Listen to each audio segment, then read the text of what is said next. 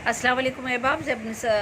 ज़ेबी आपसे मुखातिब हूँ, और जैसा कि आपके इल्म में है कि ये मेरी कुलियात है मताए ज़ीस्त, और ये कुलियात जो है इसमें कॉलम, तहकीक, तनकीद, तज़किरे, तबसरे, इंटरव्यू, सर्वे, तराजिम, याददाश्तें, मकाले मेरे शामिल हैं। और मैंने इसमें से सबसे पहले इंतखाब किया है कि मेरे अहद की जो शोरा व शायरात और उदबा हैं उनके बारे में बात करूँ।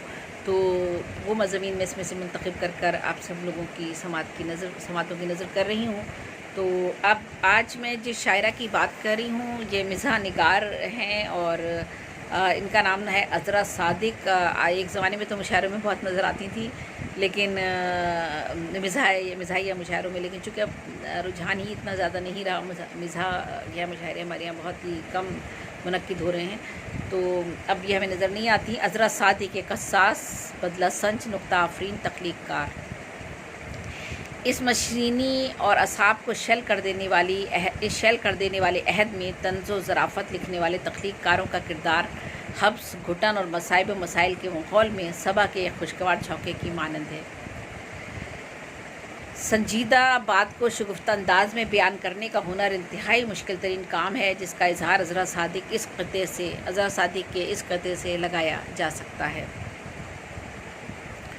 शेर में रंग ज़रीफ़ाना भरने के लिए खोपड़ी में भी सुखन आमेज़ भेजा चाहिए। चूँकि मिज़ाह है इसलिए शेर में रंग ज़रीफ़ाना भरने के लिए खोपड़ी में भी सुखन आमेज़ भेजा चाहिए।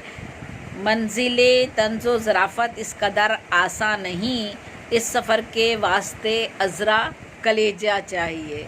तो ये तो बिल्कुल बात दुरुस्त है कि तंज़ो मिज़ाह लिखना कोई आसान काम नहीं है। मैं भी मिज़ाह लिखती हूँ, मेरे भी मिज़ाहिया कलाम पर जो है वो 2 मजमूए शाया हो चुके हैं, 2 हैं या 3 हैं, मेरी कुलियात में शामिल हैं। तो अज़रा सादिक के मिजाज में ज़राफ़त का अंसर भी पूरी आबोताब के साथ दमकता है, या यूँ कहिए कि उनके पास सुखन अमेज़ भेजा भी है। उन्होंने कहा है ना भेजा चाहिए, तो सुखन अमेज़ भेजा भी है, और मिज़ाह की दुश्वार तरीन पगडंडियों पर चलकर मंजिल तक पहुँचने का आसान नुस्खा भी है वो। और न सिर्फ लिखने की हद तक बल्कि मिज़ाह को इसी रंग में पढ़ने का हौसला भी रखती हैं।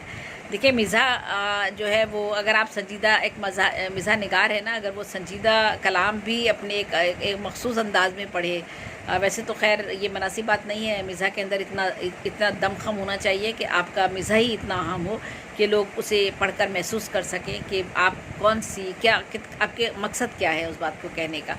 तो लेकिन बहरहाल कुछ लोगों का एक मखसूस अंदाज़ होता है पढ़ने का, और मिज़ाह पढ़ने में तो ख़ास तौर पर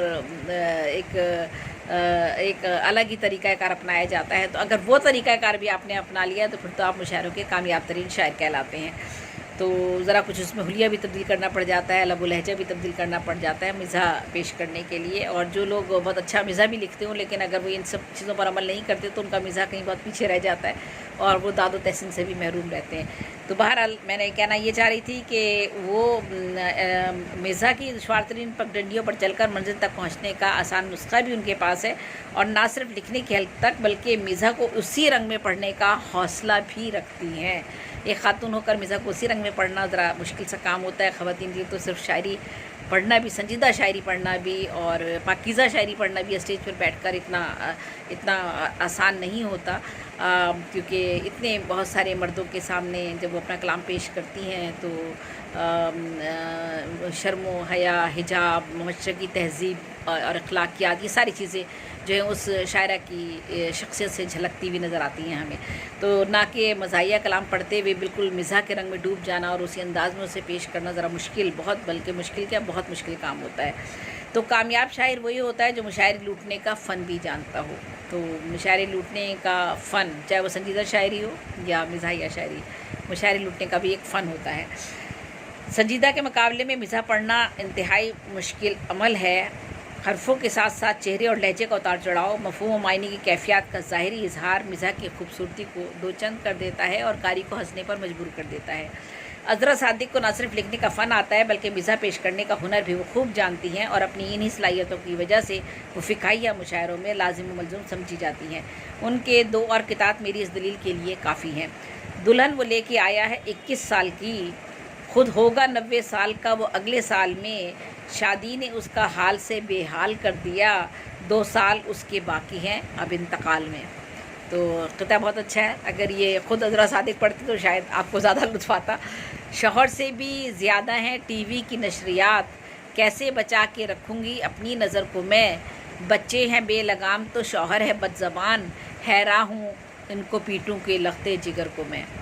طنز و مزاح کی تخلیقات میں شاعرانہ، ظریفانہ اور شریفانہ طبیعت کو اہم دخل ہے۔ اچھا مزاح وہی ہے جو صرف ہنسانے کا کام نہ کرے بلکہ کوئی سنجیدہ فکر و سوچ اور کسی پیغام کو آگے بڑھائے۔ معاشرے پر لطیف طنز ایک باغیرت یعنی غیرت مند قوم کی اصلاح کے لیے ضروری ہے۔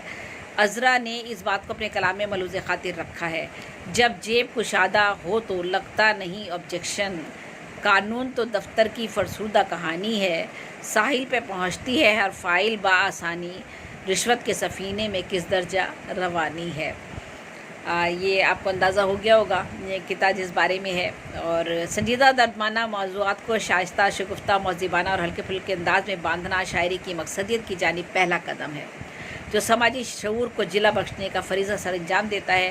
ہمارے بڑے ہمارے یہاں نام ہیں جن کی مثالیں سامنے رکھ کر ان کے بعد آنے والے آگے بڑھتے ہیں۔ اکبر الہ آبادی، ضیاء الحق قاسمی، مسٹر دہلوی، سید محمد جعفری، رئیس امروئی، سید میر جعفری، دلاور فگار، اطہر شاہ خان، کرنل محمد خان، مشتاق یوسفی، رشید احمد صدیقی، لیفٹیننٹ کرنل صدیق سالک جیسے بے شمار نام ہیں جو، اور عطا اللہ قاسمی صاحب کا نام میں کیسے نظر انداز کر سکتی ہوں، سالک جیسے بے شمار نام ہیں جو اپنے دردمندانہ دل، انور مسعود کا بڑا نام ہے، انور مقصود بھی اور انور مسعود دونوں کا نام، جو اپنے دردمندانہ دل، طویل قلمی مشقت و ریاضت کے سبب اپنے کئی مجموعوں، بلکہ خالد عرفان کا نام میں بھولی نہیں ہوں، یاد ہے مجھے خالد عرفان اس عہد کا بہت بڑا نام ہے۔ مزاح کا جو ایک پورا ایک گروپ سامنے آیا تھا مزاح نگاری کا، اس میں سب سے نمایاں مقام اس وقت خالد عرفان کا ہے، اس نسل میں سب سے بڑا مقام خالد عرفان کا ہے، اور وہ میں خالد عرفان کے بارے میں بھی بات کروں گی، جس میں بے شمار نام ہے جو اپنے دردمندانہ دل، طویل کلمی مشقت اور ریاضت کے سبب اپنے کئی مجموعوں اور کلیات کی شکل میں تاریخ دم میں زندہ و تابندہ ہیں۔ عذرا صادق بھی اپنے ہم اسروں بھی ممتاز پہچان کے ساتھ آگے بڑھ رہی ہیں، منزل دور صحیح لیکن وہ تھکنے والوں میں سے نہیں، وہ ایک متحرک و فعال شاعرہ ہیں، ان کے لب و لہجے میں توانائی ہے، جمالیاتی ذوق رکھتی ہیں، معاشرے کی سماجی تبدیلیوں اور ناہمواریوں پر ان کی نظر ہے اور نظر گہری ہے۔ ملاحظہ کیجئے، سرکاری خزانے میں زکوٰۃ اتنی رکھی ہے، کھا سکتے ہیں دن رات جیسے جن و بشر، کچھ بانٹنے والوں میں بڑھ جائے گی ایک دن، اے خانہ برانداز چمن کچھ تو ادھر بھی، تو نے لوٹا زندگی بھر دونوں ہاتھوں سے جو مال، تو نے کسٹم کی کمائی سے ہی گھر اپنے بھرے، بعد مرنے کے تجھے دینا پڑے گا سب حساب، آسماں تیری لحد پہ کسٹم ارزانی کرے۔ اگر میں لیڈران قوم کا کردار لکھوں گی تو امریکہ کا ان کو حاشیہ بردار لکھوں گی، مذکر و مؤنث لکھ نہیں سکتی یہ مشکل ہے، وہ زرداری لکھیں 100 بار میں زردار لکھوں گی۔ زندگی کے تلخ حقائق اور انسانی قدر کی پامالی پر عذرا صادق کا دل بھی ایک حساس قلمکار کی طرح دکھتا ہے، تڑپتا بھی ہے، ان کی بدلہ سنجی، نکتہ آفرینی اور تخلیقی اپج لائی کی تحسین ہے، لیکن تاریخ ادب کا حصہ بننے کے لیے انہیں ابھی بہت کام کرنا ہے۔ میری دعائیں ان کے ساتھ ہیں، وہ کامیابی اور کامرانی کی جانب یوں ہی آگے بڑھتی رہیں اور گھمنڈ و غرور کو اپنے پاس بھی نہ بھٹکنے دیں، انشاءاللہ اللہ ان کا حامی و مددگار ہوگا۔ میری دعا ہے کہ عذرا صادق کو ہم دوبارہ سنیں، نہ جانے وہ کہاں گم ہو گئی ہیں، اور اچھے شعر کہتی تھیں مگر اب بالکل بھی کہیں ہمیں نظر نہیں آتی۔ تو یہ عذرا صادق کے بارے میں نے بات کی، اور اس کلیات میں عذرا صادق جو ہیں میری محفوظ ہو گئی ہیں، اور یہ مضمون بھی عذرا صادق پر ایک کوئی گوشہ ان کے حوالے سے نکلا تھا، اس کے لیے میں نے تحریر کیا تھا۔ تو زیب نثار بھی کو اجازت دیجیے، اور اب میں انشاءاللہ کسی دوسری ادیبہ یا شاعرہ کے ساتھ یا شاعر کے ساتھ آپ کے سامنے دوبارہ حاضر ہوں گی۔ اللہ حافظ۔